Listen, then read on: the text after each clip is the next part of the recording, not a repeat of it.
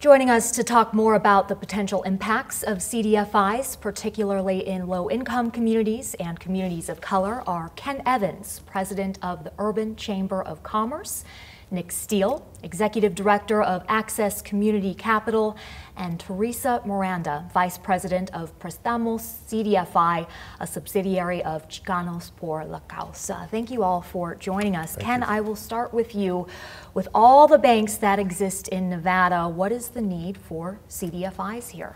The need is typically the fact that usually if you're a startup business or if you're a smaller micro business, in some cases you may not have the tenure in business, meaning at least 2 years, sometimes 3 years in business. You may not have that, or in other cases you may not necessarily have the credit profile to go to a traditional institution. So as such, you still want to get started with your business, if not grow your business. You need capital to do that, but if you can't go to a traditional bank, you need an alternative. What would you say the availability of CDFIs are in the state, Nick? Well, until now there was only one, and that CDFI was operating, well, one homegrown CDFI operating in the north. With Access Community Capital will be the second CDFI, homegrown CDFI in the state, and the only homegrown one in the southern part of the state. So it's pretty exciting because when you compare us to other states with the same population, we probably should have 6, 7 CDFIs. Okay. Teresa, you have worked with Prestamos for, gosh, more than 20 years. Prestamos meaning we lend in Spanish. I wonder, are these loans typically directed toward businesses that are just starting, that we heard Ken mention? And also, historically, why have minorities and women been underserved in this area of lending? You know, I think it's part of it. I would say it's the education. And yes, as a CDFI, we focus on startup businesses, but also on existing businesses. There's nothing more frustrating than you're being in business, approach your bank that you've been banking for so long, and maybe you don't fit the credit box, right? And what do you do now? You know, how do you keep your employees? How do you keep your doors open? As a CDFI, we give that opportunity to continue with your business and also with some coaching. What is going to take for you to become bankable, right? We're getting out of this, if we're getting out of this pandemic, right? You know, and there's a lot of businesses that were impacted negatively, and they need the capital. So we as CDFIs, we step in and we provide the capital for them to continue their operations, for them to continue, you know, to keep their doors open. And it's very important because it's not only the capital, but also what are the tools that they need to become successful during this environment. And I want to get back to the historically underserved communities, minorities and women. Do you agree that they have had trouble getting lending? Absolutely. If you look at the statistics, there was a small business credit survey that was done a couple of years ago, pre-COVID. What it suggested is that historically communities of color or businesses from communities of color, they received a disproportionate amount of funds despite applying in some cases more for credit and for capital. So that survey suggested that there's a need there because they're not being served. In addition to that, what I like to say sometimes is our small business development systems, as well as our access to capital, is not always as professionally and culturally competent as it needs to be in order to reach underserved areas of the population. So help me understand, what is the reason why they are applying and not getting the loans? Yeah, well, I think there's a number of reasons. Banks in general, your commercial lenders, tend to focus on individuals and businesses that they can provide a plethora of services to. And so individuals that they can give credit cards to, they can do home mortgages to, they can do commercial lending, lines of credit, and all of these other products that may not fit the profile for a small business owner.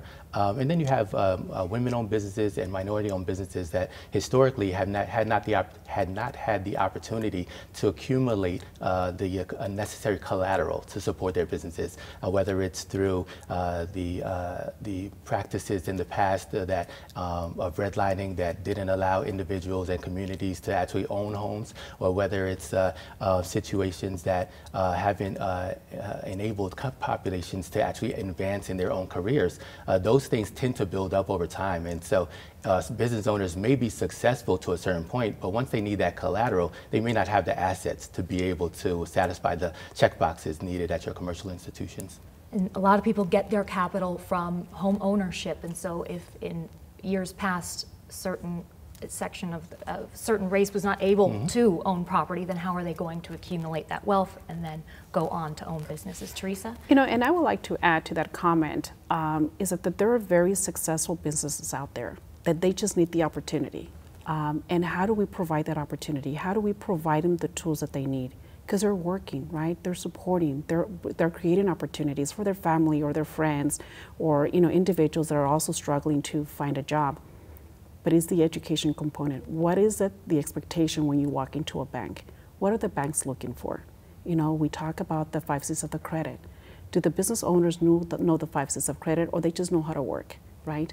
And that is the component, and that is what we bring to the table. What is it, and how we can prepare them so they can become bankable? You know, as CDFIs, we are a tool for them to become bankable, right? We don't offer all the services that the banks offer. You know, as he mentioned, the credit cards, right? The lines of credit, the mortgage, you know, assistance if they want to buy, or their commercial. But again, at the end of the day, it's the education, and that's where we start. You know, what are the things and the tools that they need for them to become bankable, become successful, and continue to operate and grow their business? Before we get more into the specifics of CDFIs, why is it important for minorities and women to have access to lending?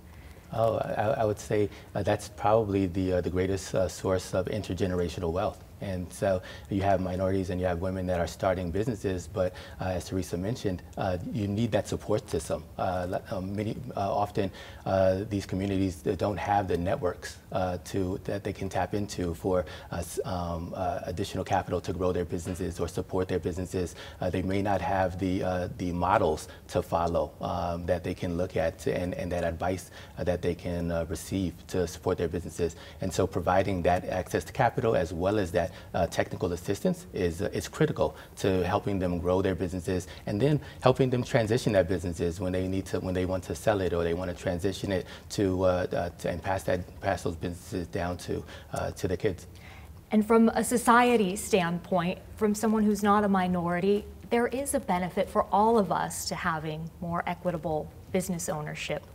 Absolutely. At the Urban Chamber of Commerce, we say we have 2 priorities. The first priority is to make sure that we help diversify and expand the economy. The second priority is to make sure that there's diversity, equity, and inclusion when we're doing and going after the first priority. The bottom line is this: if we help make sure that business owners from communities of color as well as women business owners are successful, we're helping to better build our economy. One of the things we've happy to been able to do at the Urban Chamber is provide inputs into the Governor's Recovery and Resiliency Plan, essentially making sure that whether it's advanced manufacturing, logistics, bolstering our healthcare system, or information technology, if we make sure that we get small business owners or business owners from communities of color to participate in these areas, they can do 3 things. They can employ people, they can put resources back into the community, and last but not least, they can participate in political engagement. The bottom line is we can make sure that everybody has an opportunity to contribute to our economy. Talking about this particular CDFI, it focuses on small businesses, and it even has loans as low as $1,000, known as a microloan. Can you give me an example of how that would be so helpful to a company, a business? Certainly. To access community capital, this statewide program is innovative in its nature. It's a public-private partnership, really formed from a partnership and conversations with the Governor's Office and the Attorney General's Office, and they understood that there's a need to support those micro businesses that are just forming out of the pandemic, and it's very important, because if you overlook those businesses, then you're halting the opportunity for those businesses to then grow and then hire employees. And so in this day and age coming out of the pandemic, you see a number of businesses that are looking to pivot and looking to invest more resources into building websites and building mobile apps and ways to expand their ways of reaching customers. And so $1,000 is enough to launch a website. $1,000 is enough to help that business buy some masks if we go through a pandemic. And so those little loans are very important. Teresa, would that even be a loan that a traditional bank would offer, $1,000?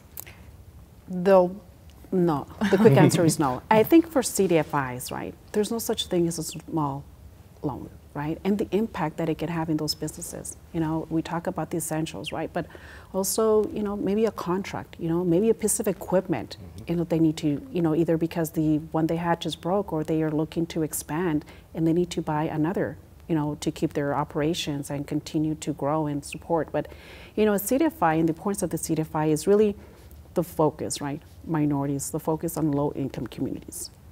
And that is what we like to do. You know, how do we focus on those communities? How do we support those communities?